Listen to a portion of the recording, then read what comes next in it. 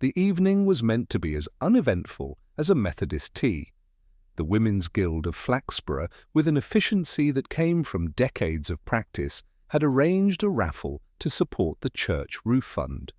Tickets were purchased dutifully by townsfolk who had no need of yet another bottle of sherry or a tea cosy, but felt obliged to demonstrate community spirit.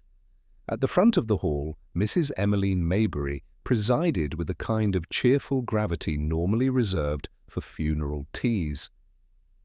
A widow of 20 years' standing, she had retained both her late husband's surname and a formidable reputation for organizing raffles that ended precisely on time, with neither waste nor unseemly jollity. Her specialty, as she liked to remark, was the dignified disposition of bottled goods. The prize table, neatly arrayed beside the lectern, bore the predictable cargo: plum preserves, a packet of digestives, 2 knitted scarves, and most admired of all, a bottle of red wine. The wine, though, was not just any bottle. It was a French vintage of uncommon age, donated by Councillor Kemp in what he claimed was an expression of civic duty. Several observers suggested it was an expression of his wife's dislike for dusting the sideboard. The hall's atmosphere was amiable, with the subdued excitement of people who secretly hoped not to win a prize that might oblige them to thank someone they disliked. The bottle of wine was the exception. It possessed an aura. People spoke of it in undertones as though it were a relic. When the raffle commenced, Mrs. Maybury adjusted her spectacles, called numbers in her measured contralto, and handed prizes over with solemnity. A tin of treacle toffees was claimed, a crocheted doily was spirited away. Then came the wine. The ticket was drawn, number 147, which belonged to Mr. Gordon Perrival, a thin man with the air of someone who lived largely by correcting others in public. Perrival rose, blushing with what appeared to be genuine delight. He stepped forward, extended his hand, and then the disturbance occurred. The bottle, resting on the table, seemed for a moment to tilt of its own accord. With a sudden crackle of glass against wood, it fell, striking the boards and rolling several feet before coming to rest. Gasps resounded, but it was not the fall that shocked the assembly. It was the fact that, as the bottle rolled, its cork sprang free with a sharp report, and a thick stream of liquid began to spurt out onto the polished floorboards. Not red wine, not even pink, but a pale, cloudy liquid with a sour odor closer to vinegar than Vin Rouge. For a few moments no one moved. Then Perrival, after stooping to rescue his prize, straightened with a look that combined wounded dignity and outrage. "This," he announced loudly, "is not wine. This is some abomination." Murmurs began, swelling like a tide.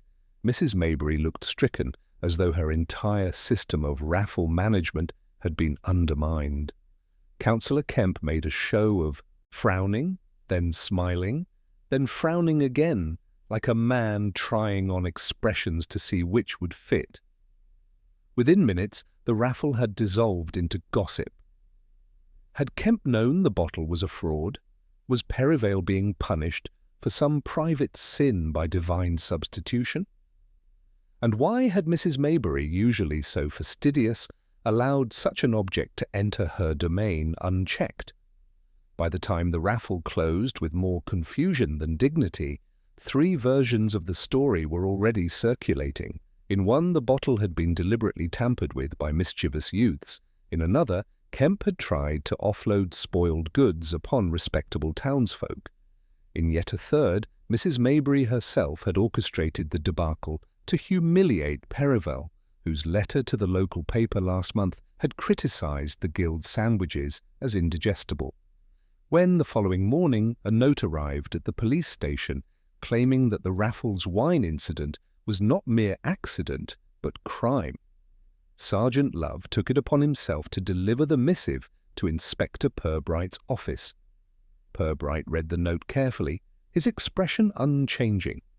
He placed it down beside his teacup, leaned back in his chair and said mildly, "I think we may need to pay Mrs. Maybury a call."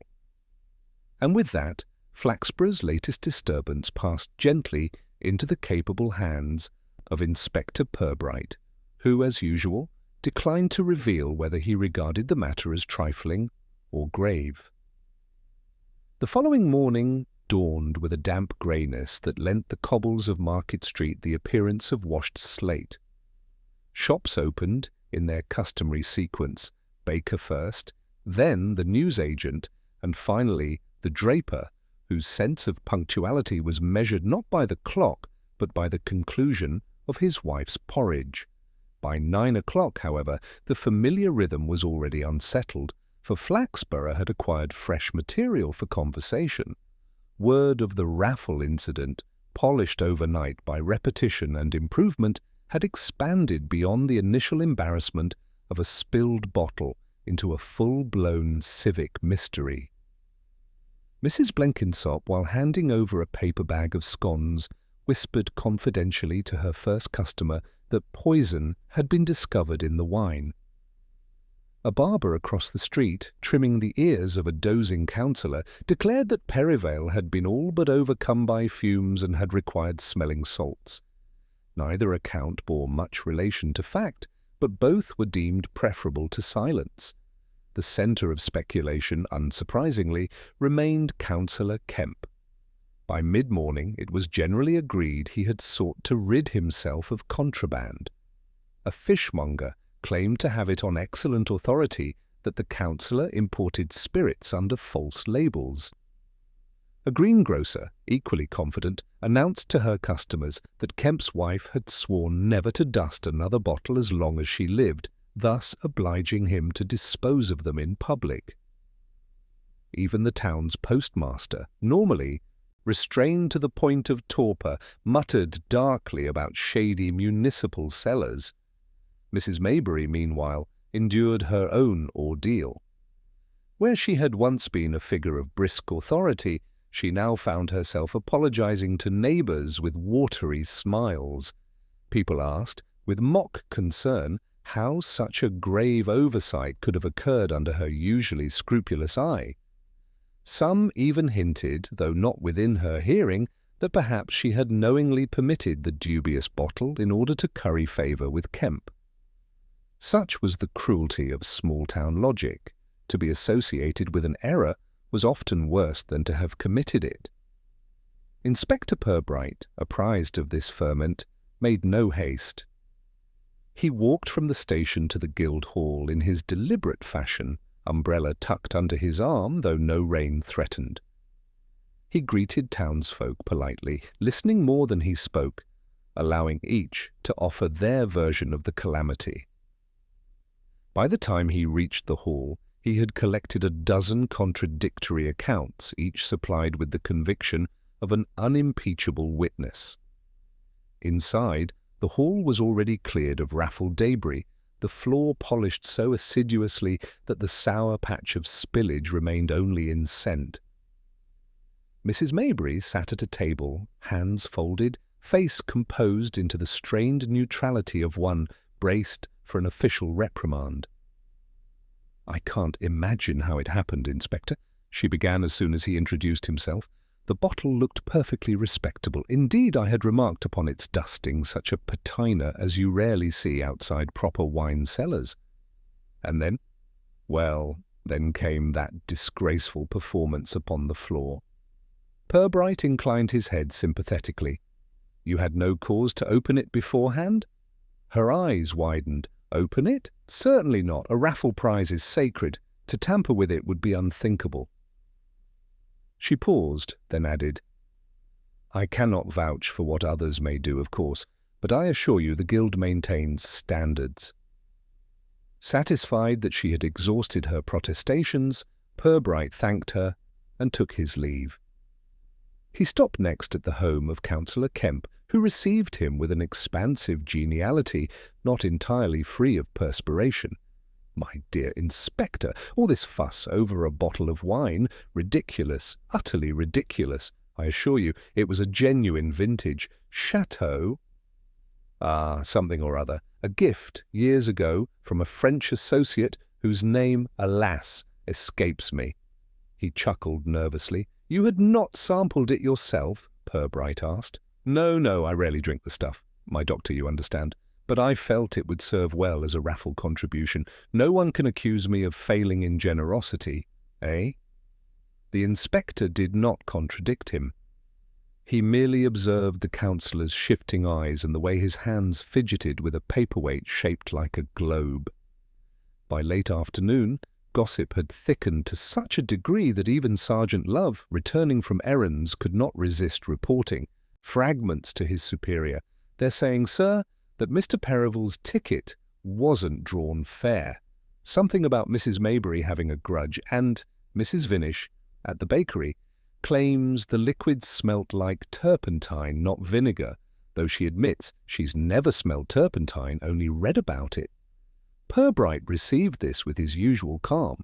Indeed, it seems the town has been busy with its usual manufacture of possibilities. As evening settled, Flaxborough reached the peculiar equilibrium it always achieved after scandal, outward order, with an undercurrent of speculation. The shop blinds were drawn, lamps lit, and families sat to their meals. Yet behind the clatter of cutlery and polite remarks lingered the unspoken question of who had contrived the raffle's humiliation and why.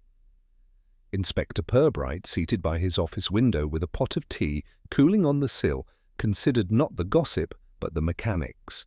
Bottles of wine, even poor ones, did not eject corks with such enthusiasm, nor did they replace their contents with something so emphatically unsuited for drinking. Someone, he thought, had wished to make a point, and though he could not yet see the point's exact shape, he suspected that, like most points in Flaxborough, it would be sharp enough to prick a reputation or two before it was done. Inspector Purbright preferred to begin an inquiry as though he were conducting a stroll through a quiet garden, noticing the arrangement of plants, the way weeds grew in corners, the curious angle of a gate. It was a method that often confused Sergeant Love, who believed in something more akin to a forced march, brisk questions, rapid answers, a notebook bristling with underlinings. But Flaxborough was not the kind of place that rewarded speed. It required a patient ear for meanderings, half-truths, and those delicate silences that meant more than words. His first formal visit, after Mrs. Maybury and Councillor Kemp, was to Gordon Perivale. He found the man in his sitting-room surrounded by books that appeared to have been selected for their thickness rather than their contents. Perivale himself greeted Purbright with the solemnity of one who believes a wrong has been done to civilization at large. "I tell you, Inspector," "It was a deliberate insult," Perivale began, gesturing at the empty bottle on the mantelpiece, which he had retained as evidence. "No ordinary accident of fermentation could produce such a vile concoction. Someone sought to humiliate me. I have my detractors, you see. The town resents those who insist upon standards." "Indeed," Purbright said, gazing at the bottle. The glass bore a respectable label, somewhat faded, but the cork that had been hastily reinserted was crumbled and stained an unpleasant ochre. "And you suspect—" Perivale hesitated, then straightened. "Councillor Kemp, of course. He has long been jealous of my contributions to civic debate. Only last month I corrected his misuse of the word fungible at a committee meeting. He did not forgive it. This is revenge in liquid form." Purbright offered a mild nod, as though acknowledging the possibility of vendettas fought with vocabulary and spoiled wine. He stayed another half-hour, listening to Perivale's catalogue of intellectual enemies, before excusing himself. Next, he walked to a modest terrace where Mrs. Vinish, the baker's wife, kept her kitchen in an atmosphere rich with yeast and sugar. She insisted on pouring him tea, then leaned forward with the eagerness of one who had rehearsed her lines. "I'll tell you, Inspector, that wasn't vinegar. It had a sort of chemical tang. I thought at once of turpentine. My cousin, once worked in a paint shop. She used to say, Purbright, let the flow continue, inserting gentle prompts. It emerged that Mrs. Vinish had not been near the bottle until it spurted across the hall, but she was certain she had seen a shadowy figure close to the prize table shortly before the draw. When pressed, the figure transformed, under her account, from shadowy to broad-shouldered to possibly wearing a hat. Purbright made no notation. The unreliability was almost too generous. His next call was on Miss Teatwell, who had been responsible for arranging the prize table. She was a fluttering woman in perpetual dispute with her own spectacles. She recalled placing the bottle carefully between a jar of damson jam and a crocheted tea cosy. No, Inspector, I didn't notice anything odd. Except, well, the bottle did feel a trifle sticky. I assumed it was dust, or perhaps spillage from the preserves. One doesn't like to make a fuss. She hesitated, then added in a whisper, Mrs. Maybury doesn't approve of fuss. By the close of the day, Purbright had accumulated not so much evidence as a collection of town neuroses. Kemp blustering, Perivale affronted, Mrs. Vinish speculative, Miss Teatwell timid. Each had offered detail that was, in its way, revealing, but none had explained how a bottle of French wine had been so thoroughly emptied and replaced. Back at the station, Sergeant Love awaited with a notebook full of scribbles. I've spoken to the caretaker of the hall, sir. He swears blind the prizes were left in the cloakroom until just before the raffle. The door was locked, the only key held by Mrs. Maybury. Purbright sat back. And yet, he murmured, the bottle acquired a new character in that interval. Either the door was less secure than supposed, or someone with access had an interest in substitution. Love frowned, clearly preferring the simpler explanation of supernatural mischief. If you ask me, sir, the counsellor's guilty as sin. Look at him sweating and stammering. Perhaps, said Purbright, his tone mild, but appearances are often designed for us. That evening he walked home through the quiet streets, lamps glowing faintly through mist. The town seemed hushed, but he sensed the ripple of curiosity spreading in unseen circles. Each resident he knew would be calculating what the affair meant for them, whom it embarrassed, whose fortunes it might advance.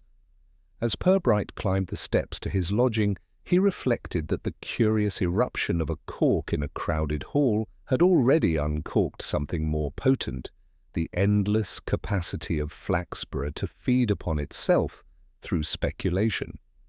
And within that froth of gossip, he suspected, lay the clue he required, not yet visible, but waiting. By the next morning, the first firm suspicion had taken root in Flaxborough, nourished by the fertile compost of gossip and the eager watering of petty grudges. The consensus in shops and parlours alike was that Councillor Kemp had engineered the raffle scandal. He was too comfortable, too complacent, and most damningly too obviously embarrassed when the cork flew across the Guildhall floor. People spoke of his sweating brow and twitching hands as if they had been trained in forensic observation. By midday, one could hardly purchase a loaf without being told that Kemp's guilt was as plain as day.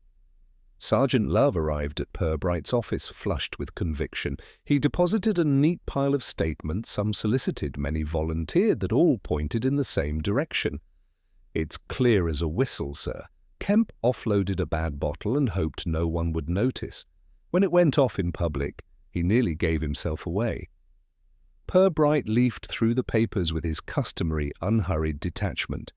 Each sheet bore an earnest account, Kemp's nervous laughter, his attempts at jovial dismissal, his wife's studied silence. They formed in aggregate a portrait of guilt so tidy that it might have been commissioned. Curious, Purbright murmured, setting the pile aside. Curious, sir? Love blinked. Yes. It is always curious when suspicion gathers so swiftly and unanimously. Like a flock of starlings all turning together, no one is quite sure why. Love's brows knitted, but if everyone saw it, Purbright raised a hand, Everyone saw something. What they saw is less important than what they think it means. Mr. Kemp may be guilty of nervous perspiration, but it does not follow that he is guilty of deception. Nevertheless, the procedure required a closer look. That afternoon, Purbright paid a call at the councillor's house once more, this time with the dignity of official inquiry. Mrs. Kemp received him at the door, her smile composed with the rigidity of one used to keeping up appearances. She led him to the drawing-room where her husband sat in a chair, upholstered too richly for its occupant, as though trying to suggest authority by fabric alone. "My dear Inspector," Kemp began with forced geniality, "you must forgive this commotion. Such a trifle. To think the town can be stirred to such heights over a mere bottle." Purbright lowered himself into a chair. "The town appears persuaded you knew the bottle was unsound." The councillor's face stiffened. "Preposterous. I received it as a gift years ago. I admit I did not have the means to test its quality, but I assure you there was no deception." He glanced toward his wife, who sat with folded hands and eyes fixed on the carpet. "You recall who gave it to you?" Purbright asked. Kemp hesitated. "A French acquaintance. Business connections of no consequence now. I cannot recall the precise name." Purbright let silence linger. Kemp fidgeted, adjusting his cuffs. Mrs. Kemp's lips thinned.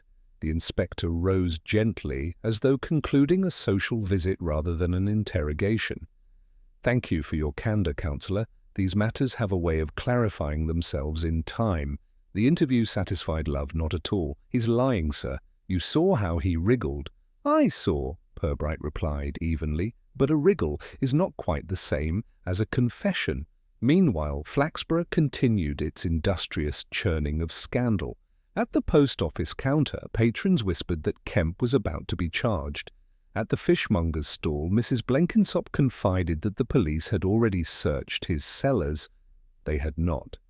Even the vicar's wife, normally a beacon of neutrality, declared at tea that Kemp would not be missed from the council chamber. For Purbright, the very abundance of accusation was reason for pause. When the town leaned too heavily upon one suspect, it often meant they were grateful to look no further. And Purbright's instinct was that the raffle wine was less about Kemp's political missteps and more about some quieter purpose, one not yet visible in the clamour. That evening, as he reviewed his notes in the muted lamplight of his office, he lingered on a single remark by Miss Teatwell. The bottle had felt sticky. It was the kind of detail that to most suggested nothing more than dust or spillage, but to Purbright it hinted at intervention in a hand that had lingered where it ought not. He closed his notebook with care. Kemp might be the town's favourite culprit, but the inspector knew better than to trust the appetite of collective judgment. The guilty, he reflected, were usually more careful about their reputations than Kemp had ever been. It was often the apparently inconsequential slip of the faint stickiness on glass that led to the truth. Flaxborough, meanwhile, went to bed certain that the councillor's disgrace was imminent, but Purbright, alone with his cooling tea and quiet thoughts, suspected the real story was only just uncorked. The following morning brought a light drizzle that polished the pavements and lent the air a smell of damp leaves. Flaxborough's mood, however, was far from washed clean. The town's certainty about Councillor Kemp's culpability had settled like mist in every corner, yet Purbright, arriving at the station with his umbrella dripping politely into the stand, showed no inclination to treat that consensus as conclusive. He greeted Sergeant Love with his usual mildness, accepted the day's first cup of tea, and opened his notebook to the page marked by Miss Teatwell's curious remark. The notion of stickiness persisted in his mind with unusual weight. Wine bottles, even when old, were not typically adhesive to the touch. It suggested some external interference, liquid spilt, or something brushed upon the glass. It was trivial, perhaps, but in Purbright's experience, Trivialities often whispered truths where louder signs misled. Love was eager to press the case forward. "I say, sir, shouldn't we search Kemp's cellar? Even if he hasn't poisoned the town, he's surely been hoarding contraband." That would explain the bottle and the sweating. Purbright sipped his tea, non-committal. "Contraband, perhaps. But sweat, Sergeant, is a commodity universally distributed in moments of discomfort." He closed the notebook, his gaze resting thoughtfully on the drizzle outside. "Let us instead look more closely at where the bottle had been." They walked together to the guild hall, now emptied of its raffle finery, and echoing with the hollow sound of their steps. The caretaker, a man whose sense of duty consisted largely in smoking by open windows, unlocked the cloakroom where the prizes had been kept. The shelves were bare, save for a lingering scent of lavender polish. Purbright examined the table where Miss Teatwell said she had arranged the prizes. A faint ring of sticky residue remained upon the polished wood. He bent closer, running one finger lightly across it, then sniffed. The odour was sharp, sweet, and entirely unvinous. He made no remark, only replaced the cork matting that had been pulled aside. On the way out, he asked the caretaker, "Was anyone besides Mrs. Maybury and Miss Teatwell in here before the raffle began?" The man frowned, exhaled smoke, and said, "Well, Mrs. Kemp popped in, sir. Said she wanted to be sure the councillor's contribution had pride of place. I didn't think much of it. She's particular about appearances, if you follow me." Purbright followed him perfectly, though he offered no comment. That evening, Mrs. Maybury herself appeared at the station, wrapped tightly in a shawl, though the rain had long since ceased. She was affronted in the quiet, dignified way of a woman who considered herself the guardian of Flaxborough's moral standards. "Inspector," she began, "I feel bound to inform you of an impropriety. After the raffle, while we were clearing up, I discovered that one of the smaller prizes, a box of chocolate liqueurs, had gone missing. I cannot abide theft under my jurisdiction." Purbright thanked her gravely and assured her that every detail was of interest. When she had gone, Love gave a low whistle. "Imagine stealing chocolate when all eyes are on a bottle of wine. Whoever did that must have nerves of steel or an appetite." Purbright remained pensive. To him, the theft of chocolates was not merely gluttony, but another small dislocation in the ordinary pattern of events. A prize table disturbed once could be disturbed twice. It was not the chocolates themselves that mattered, but the fact of their disappearance. He returned to the councillor's house the next day, requesting, under the pretext of formality, to see the remaining bottles in Kemp's sideboard. Mrs. Kemp accompanied him, her composure crisp as starched linen. "My husband has always valued his collection," she said, though her tone suggested otherwise. The bottles, neatly arranged, bore a layer of dust, so even Purbright wondered if it had been applied deliberately. He selected one at random, lifted it, and found no stickiness. Another, equally dry. Only the raffled bottle had been different. Before leaving, he turned politely to Mrs. Kemp. "I understand you looked in the cloakroom before the raffle began. A matter of ensuring proper display, I believe." For the briefest moment she hesitated. Then she smiled, a smile too precise to be comfortable. "Oh, merely a glance, Inspector. One has to see that one's contributions are not neglected, after all." Back at the station, Love declared her answer suspicious. Purbright, however, filed it under to be watched, not to be judged. His thoughts were on the sticky glass, the missing chocolates, and the uncharacteristic urgency of a woman who, by all accounts, preferred her husband's reputation tidy, but his presence distant. The day ended as most in Flaxborough did, with blinds drawn, gossip settling like ash, and the river carrying its sluggish burden under the bridge. Purbright sat by his lamp once more, noting that the odd detail, the feel of a bottle under nervous fingers, was rarely odd at all. It was merely the surface trace of something more deliberate. What that something was he could not yet declare, but it had, he thought, very little to do with Councillor Kemp's vocabulary disputes or perspiration, and a great deal to do with the unseen arrangements of those who lived in his shadow. Inspector Purbright's inquiries, though discreet, had by now become the day's most popular diversion in Flaxborough. Wherever he walked, conversations hushed to allow him to pass, then resumed in doubled volume once his back was turned. Each household felt itself connected, however remotely, to the scandal of the raffle bottle. The inspector, moving at his steady pace, gave no sign of being hurried by this collective eagerness to embroider the affair. One of his next calls was on Mrs. Hatch, who had overseen the ticket sales. She lived above the greengrocer's shop, her rooms filled with the scent of overripe apples and the incessant ticking of 3 different clocks, none of which agreed with each other. She poured tea into cups that bore brown rings of previous infusions and leaned forward confidentially. "You'll be wanting to know about that bottle, Inspector. I saw Mrs. Kemp near it before the raffle began." "Oh yes, I did. She stood a good long time at the table, longer than anyone else." She straightened her gloves afterwards, and she looked about in that way ladies do when they've been up to something. "I told my neighbour straight away." Purbright inclined his head politely. "You did not speak to her?" "Certainly not. I'm not one to interfere." "But I noticed things. I noticed also that Mr. Percival was hanging about the cloakroom door earlier, pretending to read a notice, but his eyes were everywhere. He's a sly one." The inspector let her words settle in the air before gently redirecting the conversation to ticket proceeds. He left half an hour later, armed with an account that pointed accusingly in 2 directions at once.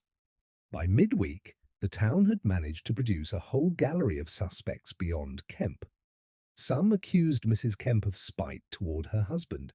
Others thought Percival had staged the humiliation to dramatize his own importance. A smaller but vigorous faction whispered about Mrs. Maybury, suggesting that she engineered the mishap to silence criticism of her organizational zeal. Even Miss Teatwell, meek though she was, had been mentioned by a few as nervous enough to make mistakes. Sergeant Love reported these theories with the breathless zeal of a carrier pigeon. "They're saying, sir, that Perivale might have done it himself to have grounds for another of his letters in the paper.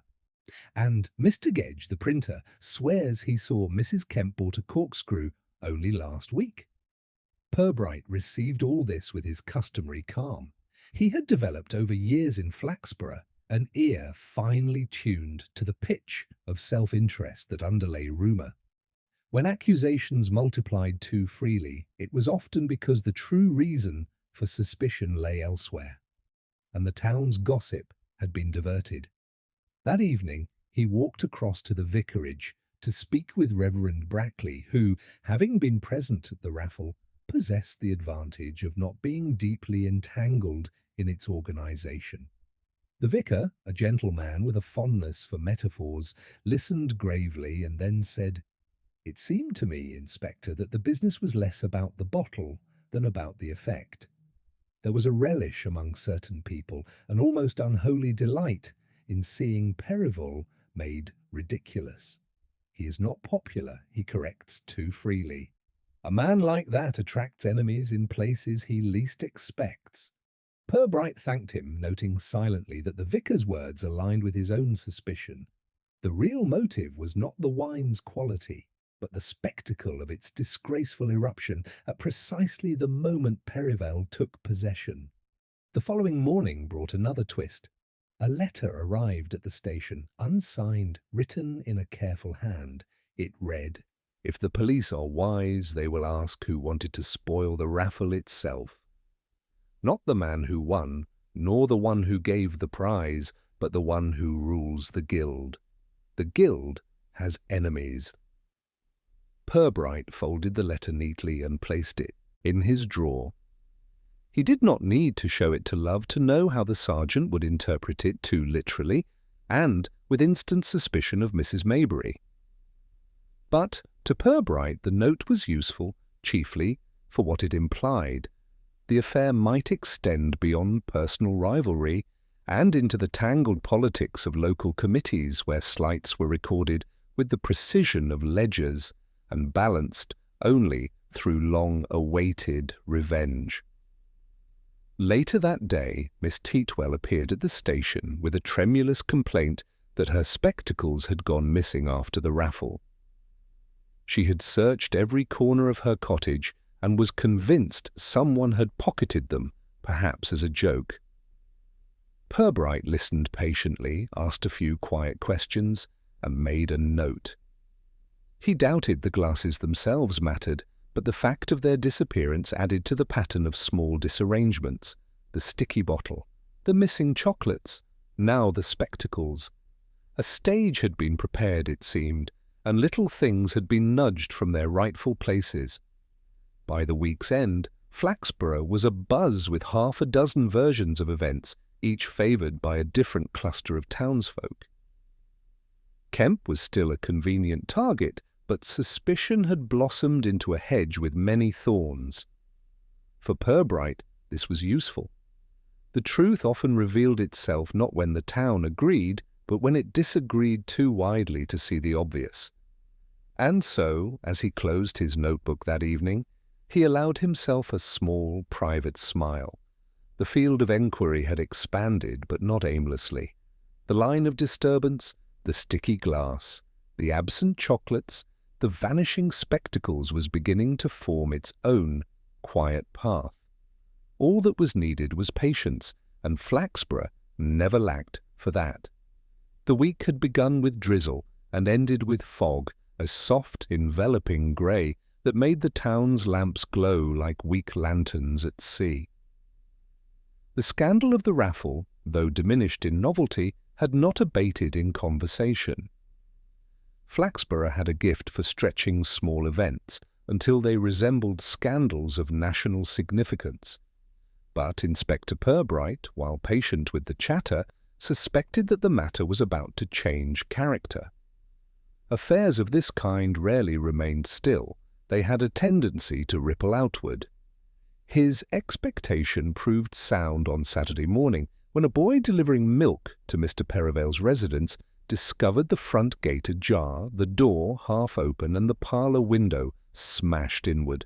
He ran to the nearest shop, shrieking that murder had been done. Within half an hour, half the town had been told of Perivale's tragic demise. Within an hour, people were debating funeral hymns and whether he had deserved such an end. In fact, when Purbright arrived with Sergeant Love, they found Perivale very much alive, though in a state of agitation. He paced the parlour, wringing his hands, while constables examined the broken glass. A heavy brass bookend lay on the floor beneath the window, evidently used to smash the pane. Inspector Perivale exclaimed, "This is intimidation, pure and simple. First the raffle outrage, now an attempt to terrorize me in my own home. My letters to the newspaper have struck nerves, you see. The enemies of propriety are numerous." Purbright regarded the scene without haste. The break-in appeared hasty, the damage limited. No items of value were missing. Books and papers lay untouched. Only the window, conspicuous and dramatic, had been attacked. "Was anything taken?" he asked quietly. "Nothing that I can see," Perivale admitted, pausing in his agitation. "But that is scarcely the point. They wished to make me feel unsafe. They wished to cow me." Purbright inclined his head and asked for a list of who had been near the house recently. The names offered were numerous, encompassing nearly the whole of Flaxborough's literate population. Outside, Love muttered, "Looks staged, sir. Smash a window, no theft, plenty of fuss. If you ask me, he's making a performance to keep himself in the limelight." "Possibly," said Purbright. "But one must ask if he did stage it. For whose benefit? And if he did not, then whose benefit still?" The incident altered the gossip of the town in an instant. Overnight, Kemp's supposed guilt was overshadowed by sympathy, or in some cases irritation, for Perivale. Some said he had provoked the attack by his constant criticisms. Others believed he was the victim of a conspiracy to silence the truth. A few hinted darkly that he had broken his own window to win notoriety. For Purbright, the second incident confirmed a pattern. The affair was not about wine at all. The raffle had merely been the opening move, designed to humiliate. Now came escalation, an intrusion calculated to inspire fear rather than loss. Someone had chosen Perivale as the target of a campaign. The question was whether the campaign originated from personal spite, political grievance, or some quieter household motive. The inspector revisited Mrs. Kemp that afternoon, under the pretext of verifying her husband's alibi for the morning of the incident. She received him in the same measured way as before, all politeness and careful phrasing.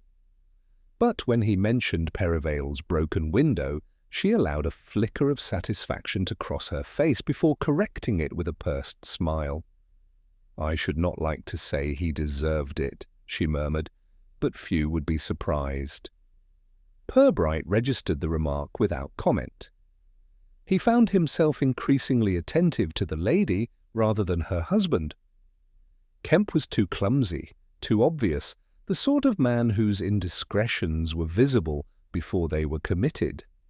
Mrs. Kemp, by contrast, radiated composure, and composure was often a cover for sharper energies. That evening, walking home through the fog, Purbright turned over the curious details.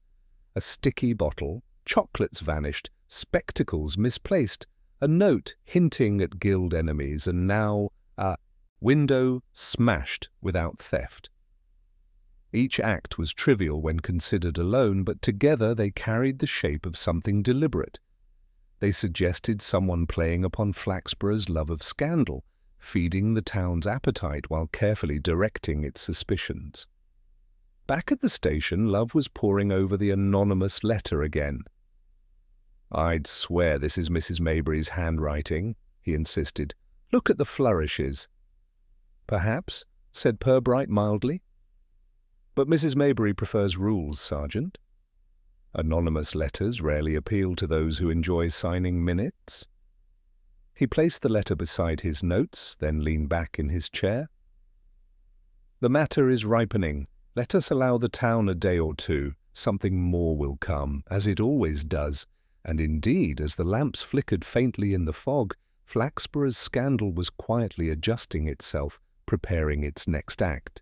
The wine had begun it, the window had continued it, and the inspector knew there would be no end until the hand behind it sought its true satisfaction. Inspector Purbright sat at his desk late into the evening, the fog outside pressing against the window panes as though intent on overhearing his thoughts. The station was quiet. Sergeant Love had gone home, and the constables, content with their beat rounds, left no disturbance save the occasional clatter of boots in the yard. In this silence, Purbright found the leisure he required to think not in leaps or flashes, but in the slow, deliberate consideration of human nature that always yielded more than hurried speculation. He considered Perivale first, for the man was at the centre of both incidents. Perivale's character was well known, priggish, pedantic, yet not without a certain anxious dignity. His need to correct and to publish letters of correction in the local paper had made him both tiresome and oddly indispensable. Flaxborough needed its Perivales as much as it needed its flower shows and jumble sales. They provided structure by way of irritation. But such a man was easy to wound. To humiliate him in public with a burst bottle of false wine was to strike directly at his sense of superiority. To follow this with the breaking of his window was to turn private fear into spectacle. The campaign, if campaign it was, struck Perivale precisely where he was most vulnerable. Yet Purbright doubted that the counsellor was the true object of malice. Rather, Perivale was a means to an end, a pawn positioned for others to sneer at, while the real player remained hidden. Who among the town's residents would find satisfaction in orchestrating such a pageant? He thought next of Mrs. Kemp. Unlike her husband, whose discomfort had been obvious, she seemed to manage her words and expressions with careful precision. Purbright had observed how she lingered near the prize table before the raffle, and how her eyes betrayed, if only for an instant, satisfaction at the news of Perivale's broken window. Was it possible she engineered the events not to protect her husband but to mock him? Or perhaps to redirect suspicion away from some quieter motive? A woman living in the counsellor's shadow might wish to exercise control in subtle, deniable ways. Mrs. Maybury, too, required reflection. She bore the raffle's disgrace like a general whose troops had fled the field. She valued order above all things, and to have presided over chaos was a wound to her sense of authority. Could she have permitted the substitution of the bottle in order to punish Perivale for his criticisms of Guild sandwiches? It was not impossible, though her nature inclined more toward rules and reprimands than toward elaborate deceptions. As for Miss Teatwell, her lost spectacles and timid manner might have seemed trivial to others, but Purbright saw in her story another nudge in the pattern. Why did so many small things go astray around the raffle? Chocolates, spectacles, a sticky bottle, all part of the same quiet disarrangement. The guilty hand, he thought, was not so much criminal as mischievous, but with mischief sharpened by intent. He opened his drawer and took out the anonymous letter once more. If the police are wise, they will ask who wanted to spoil the raffle itself. That line lingered. To spoil the raffle was to diminish Mrs. Maybury's prestige, to sow discord in the guild, to entertain those who delighted in seeing her perfect arrangements falter. But it had also embarrassed Kemp, shaken Perivale, and distracted the whole town. The letter-writer was correct. The affair was larger than a bottle. It was a performance staged for Flaxborough's collective amusement, or perhaps its collective unease. Purbright leaned back, letting the conclusions form only partially, like ink diffusing in water. He was not in the habit of leaping to solutions. He preferred to let them drift until they settled naturally. Still, he could not help acknowledging that the orchestration required proximity, confidence, and a certain relish in detail. Someone had planned carefully enough to handle bottles, corks, chocolates, spectacles, and a stone hurled through a window without once attracting serious notice. He thought of the vicar's words that the town took an unholy delight in seeing Perivale ridiculed. That was true enough. But the inspector knew that Flaxborough, for all its appetite for scandal, seldom acted as a mob. One person, perhaps two, must have been behind this drama, and they were skilled at feeding the town's chatter, ensuring that each incident became magnified beyond its small reality. He closed the drawer, extinguished his lamp, and walked slowly through the empty corridor. The night air was chill as he stepped outside, his breath rising faintly in the fog. He paused on the station steps, gazing out at the sleeping town, where houses glowed faintly with gaslight and shadows loomed large on the pavements. To Sergeant Love, these were mere accidents and quarrels magnified by gossip. To Purbright, they were signs of a quiet intelligence at work, a hand that relished disorder not for profit but for pleasure. He knew the type, respectable in appearance, meticulous in public duty, yet alive to the enjoyment of pulling threads in the fabric of ordinary life. He descended the steps, set off along the lamplit street, and thought that the case was less about the crimes themselves and more about the people who required them. In Flaxborough, crime was seldom violent, seldom desperate. It was social, born of grudges, reputations, and the small vanities that governed the town's public life. Whoever had spoiled the raffle had chosen a weapon perfectly suited to this environment.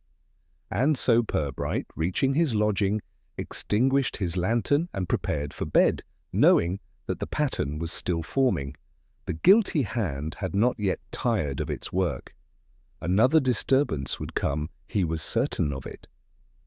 And when it did, the threads would draw tighter, until at last they revealed their true shape. The next disturbance came not from the guilty hand but from Purbright himself, for the inspector had reached the point where quiet reflection had ripened into quiet manoeuvre. He knew better than to stage grand confrontations. Flaxborough's truth was coaxed, not extracted. His test would be small, polite, and carefully observed, designed to disturb composure in the same way that the raffle bottle had disturbed propriety. On Monday morning, he instructed Sergeant Love to arrange a gathering at the Guildhall under the pretext of clarifying statements. Love, delighted at the semblance of a real police drama, sent out courteous notes to those most closely entangled in the affair, Kemp and his wife, Mrs. Maybury, Miss Teatwell, Perivale, and even Mrs. Hatch from above the greengrocer's shop. By evening they assembled in the hall's committee room, their expressions ranging from affront to anticipation. Purbright began with formality, thanking them for their cooperation. Then with a mild smile he placed on the table the empty raffle bottle, still bearing its faded label and crumbly cork. You will recognize this object. It has caused us much reflection. I should like each of you to describe briefly how you recall it appeared when first seen that evening. One by one they obliged. Mrs. Maybury, stern and weary, insisted it had looked perfectly respectable. Perivale declared it had shone like a relic until its disgrace. Miss Teatwell confessed nervously that she remembered it being a trifle sticky. Mrs. Kemp, cool and composed, said she had noticed nothing unusual, though she regretted her husband's generosity had caused such trouble. It was then that Purbright leaned forward, his tone still polite, but sharpened just enough to press. Sticky glass is an uncommon feature in vintage wine. Might I ask who here handled the bottle before it reached the table? The silence that followed was telling. Mrs. Maybury pursed her lips. Kemp shifted in his chair. Perivale opened his mouth but produced no words. Finally, Mrs. Kemp smoothed her gloves and said evenly, "I may have straightened it. It seemed unsteady beside the jam jar." "Quite so," Purbright said, as though the answer satisfied him. But his eyes lingered on her a fraction longer than courtesy required. He proceeded then to produce the box of chocolate liqueurs, recovered that very morning from the cloakroom's lost and found cupboard. "We thought this prize had vanished," he remarked mildly. "Yet it appears simply misplaced. Odd, is it not, that something so desirable was overlooked until now?" Mrs. Hatch gave a little gasp, insisting she had searched everywhere. Miss Teatwell adjusted her spectacles with a trembling hand. Kemp harumphed. Mrs. Kemp's lips, however, curved in what might have been amusement quickly suppressed. Satisfied, Purbright allowed the meeting to dissolve. The participants departed in small groups, muttering amongst themselves. Love, who had been scribbling furiously, leaned toward his superior. "You've rattled them, sir, especially her." Purbright folded his hands. "Sometimes one only needs to tilt the table slightly. The pieces roll toward the edge of their own accord." The following day his experiment bore fruit. Word spread swiftly that Mrs. Kemp had been seen leaving the hall looking positively triumphant. Others whispered that Perivale had stormed away, muttering about conspiracies. Within hours, gossip had rearranged the pattern of suspicion once again, no longer firmly attached to Kemp, but beginning to circle his wife. That evening, Purbright received another note, this time delivered by hand under the station door. It read simply, "You are wasting time. The Guild is your answer?" The script was the same as before, neat but anonymous. Love, when shown the note, insisted once more it must be Mrs. Maybury. Purbright shook his head gently. No, Mrs. Maybury disapproves of anonymity. She would rather sign her name and underline it twice.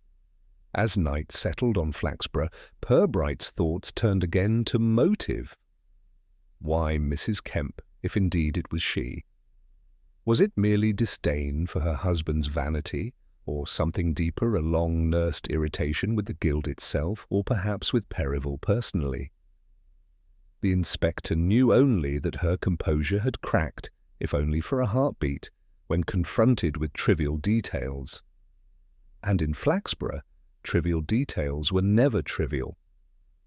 He closed his notebook, extinguished the lamp, and thought the next move would not be his. If the guilty hand felt threatened, it would act again, as it already had with the broken window. And when it did, the pattern would be complete enough for him to draw it in full view of all. For now, he would wait. Waiting was a skill that Flaxborough rewarded, and Purbright had more patience than most. The town would provide him what he needed, as it always did, carelessly, in gossip and gesture, until the truth stood quietly revealed. Inspector Purbright's patience was rewarded sooner than even he anticipated. 2 days after his little gathering at the Guild Hall, news arrived that another disturbance had occurred, this time at the very heart of the Guild itself. Mrs. Maybury, arriving to prepare minutes for an upcoming meeting, discovered that the record book in which she had carefully inscribed every raffle entry, ticket number, and prize had vanished. She appeared at the police station flushed with indignation, declaring that the theft of her book represented not only a personal insult, but an attack upon the very integrity of civic life. Sergeant Love, eager to satisfy her sense of drama, promised an immediate search. Purbright, however, merely thanked her and asked at what time she had last seen the volume. "The night of the raffle, Inspector. I wrote in it during the drawing, as I always do. Afterward, I placed it in the guild cupboard, behind the teacups, and now it is gone." Her eyes blazed. This is no accident. Someone wishes to erase the record. When she had gone, Love leaned in. "That proves it, sir. Whoever did the bottle business has now gone after the records. They don't want us to check ticket numbers." Purbright regarded him mildly. "On the contrary, Sergeant, I suspect the book has been removed not to conceal the truth, but to tempt us toward a false one, and, of course, to discompose Mrs. Maybury, which is always a convenient sport. Indeed, the theft of the book achieved precisely that. Within hours, the town had seized upon the incident as proof of conspiracy. Rumours multiplied. Perivale himself had stolen it to write another of his letters. Kemp had taken it to destroy evidence of his fraud. Mrs. Maybury had mislaid it and, rather than admit fault, had concocted a tale of theft. Each version was told with relish, and each spread like ivy through parlours and shops. Purbright, though, sensed that the removal of the record book was the guilty hand's boldest move yet. It was no longer merely about Perivale's humiliation, but about unravelling the guild's authority. A bottle, chocolates, spectacles, a smashed window, these had been the amusements of mischief. But the theft of the record book was a challenge. That evening he walked again to the Kemps' residence. The councillor greeted him with forced joviality, but Mrs. Kemp remained seated, her hands folded with studied calm. Purbright spoke conversationally of the missing book, watching closely. Kemp expressed outrage at such disrespect. Mrs. Kemp, however, allowed a faint curve of her lips, quickly hidden behind a cough. As Purbright took his leave, he paused to remark, almost casually, "Curious, is it not, that the record book disappeared only after our meeting at the hall, almost as though someone feared what others had said might be remembered too clearly." For the first time, Mrs. Kemp's Composure faltered. She dropped her handkerchief and stooped to recover it, buying herself a few seconds before replying with serene indifference. "Such matters are beyond me, Inspector. I concern myself with my husband's duties, not guild trivialities." Purbright's eyes rested on her a moment longer, then he bowed courteously. "Back at the station," Love burst out, "she's as guilty as sin. Did you see her fluster? She knows more than she's saying." "Perhaps," Purbright answered, "but knowledge and guilt are not twins. One may know without doing and do without knowing. Our task is to discover which applies here." Late into the night, the inspector laid out all the incidents in order: the sticky bottle, the chocolates, the spectacles, the broken window, the anonymous letters, the missing record book. Each alone was a nuisance. Together they formed a pattern of calculated disruption. Whoever orchestrated them relished disorder, but ensured that disorder struck reputations, not property. It was the social balance of Flaxborough being unsettled, not its economy. The next morning, he requested that all those involved meet once again at the Guild Hall. The excuse was simple: the police required final clarifications before deciding whether charges were warranted. They came, Kemp blustering, Mrs. Kemp poised, Mrs. Maybury indignant, Perivale nervous, Miss Teatwell fluttering, Mrs. Hatch alert with gossip. Purbright stood at the head of the table, quiet but steady. He placed the recovered chocolate box on one side, the empty wine bottle on the other, and the newly discovered record book which, thanks to a diligent constable, had been found tucked neatly behind hymnals in the church vestry in the centre. "Ladies and gentlemen," he said, "these small objects have caused us considerable disturbance. But it is not the objects that matter, it is the hand that displaced them, and the purpose behind that hand. We must ask ourselves, who had reason to see Mr. Perivale ridiculed, Councillor Kemp unsettled, Mrs. Maybury embarrassed, and the Guild itself made the talk of every shop in Flaxborough?" The silence was heavy. Mrs. Kemp's eyes were steady, but a touch too steady. Perivale blanched. Mrs. Maybury fumed. Purbright allowed the silence to linger, then concluded calmly, "The answer, I believe, lies not in grand conspiracies, but in small vanities, and we shall see it clearly if we look not at the wine, nor the window, nor the missing record book, but at the one detail too trivial to ignore, the stickiness of a bottle that had been in respectable dust for years. That detail tells us who handled it and why." The gathering shifted uncomfortably. Love sat forward, gripping his pencil. Purbright's voice remained level. "Tomorrow we shall speak again, and I shall explain the matter in full." With that, he dismissed them, leaving Flaxborough to a night of feverish speculation. As he walked home, Purbright knew the affair had reached its final stage. The guilty hand, teased into exposure, had no more shadows to hide in. Tomorrow would be the time for revelation. The committee room of the Guild Hall smelled faintly of polish and lavender when Inspector Purbright convened his little audience once more. The assembled figures, Kemp, his wife, Mrs. Maybury, Miss Teatwell, Perivale, and Mrs. Hatch, sat with a mixture of defiance, curiosity, and weary resignation.